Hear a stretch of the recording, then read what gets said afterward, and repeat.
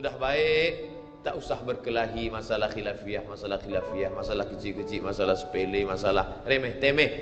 Karena ini hanya akan merosakkan hati kita sahaja. Berapa banyak hati rosak disebabkan masalah-masalah. Assalamualaikum warahmatullahi, Assalamualaikum warahmatullahi. Apa salam-salam ni?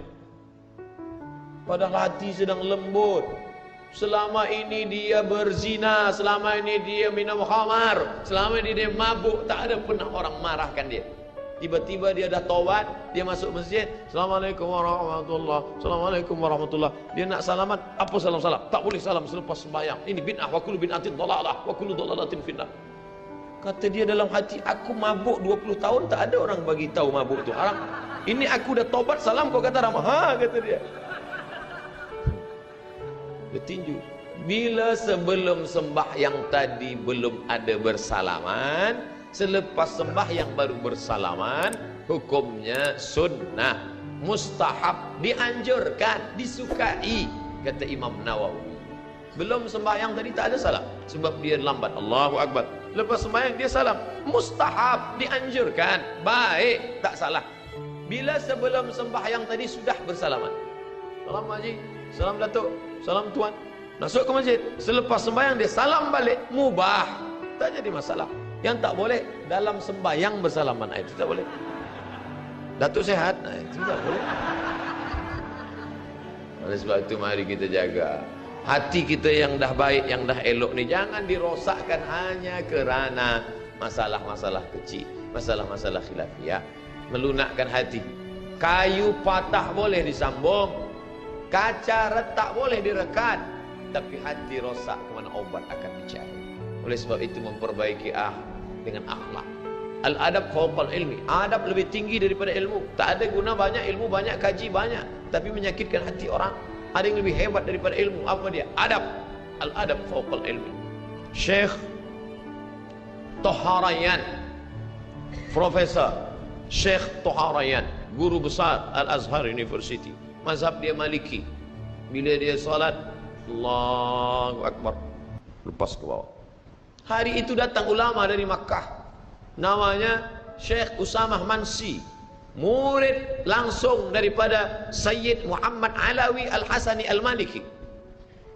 Mereka mazhab Maliki, tapi Sayyid Usamah bila dia sembahyang, dia Allahu Akbar. Manakala Sayyid Usamah jadi imam, Syekh Toharayan jadi makmum, tiba-tiba tangan Sayyid Usamah masih lepas ke bawah. Allahu Akbar. Murid-muridnya heran, kenapa Syekh Usamah Mansi yang biasa tangan begini, kenapa saat Syekh Toharayan jadi makmum lepas? Tak mungkin aku melawan Syekh di belakang, padahal dia adalah guruku. Bila tangannya lepas, aku pun ikut juga lepas. Kenapa? Hormat kepada guru, mengikut mazhab guru. Orang sekarang tidak, sengaja dia nak tunjukkan beza dengan guru dia. Aku lebih hebat lagi, aku dah lama belajar, aku sudah banyak ilmu.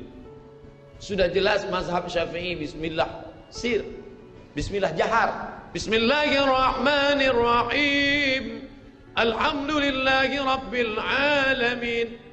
Manakala dia kembali ke pondoknya, kembali ke kampung halamannya, setelah lama merantau menuntut ilmu, mestinya ikutkanlah mazhab Syafi'i. Ada hormat kepada tuan guru. Tidak, malah dia tunjukkan, oh ni aku sudah lebih hebat daripada kamu. Bismillahirrahmanirrahim, alhamdulillahi rabbil alamin. Masalah membaca basmalah sir sah, tidak salah. Masalah membaca jahar sah, tidak masalah. Membaca masalah tak basmalah sama sekali sah. Mazhab Maliki tak ada basmalah. Allahu Akbar, alhamdulillahi rabbil alamin. Mazhab Hanafi dengan Hambali, Allahu Akbar, bismillahirrahmanirrahim, alhamdulillahi rabbil alamin. Mazhab Syafi'i, Allahu Akbar, bismillahirrahmanirrahim. Tidak ada masalah. Yang jadi masalah adalah ketika kita membawa mazhab yang lain di tengah komuniti mazhab Syafi'i, menimbulkan fitnah.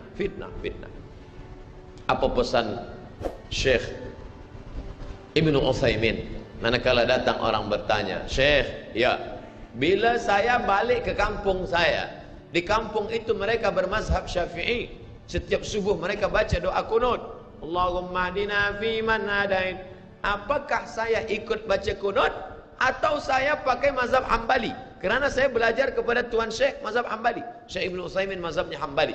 Apakah bila saya balik ke kampung halaman saya, mereka bermazhab Syafi'i, saya ikut baca kunut atau saya tidak baca?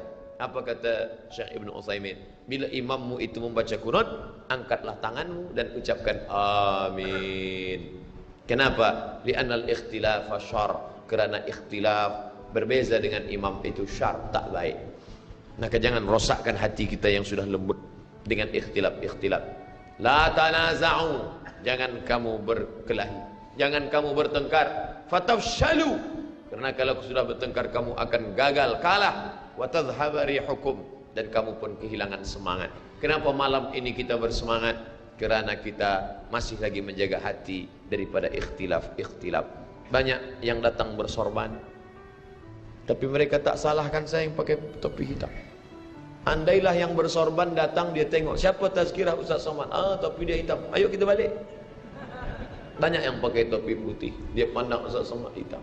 Banyak yang pakai jubah, saya pakai kain, dia tengok Ustaz Somad pakai kain, ya jom kita balik. Tidak semazhab dengan kita, tak. Banyak yang berjanggut, Ustaz tak berjanggut, janggut dia belum tumbuh, jom kita balik.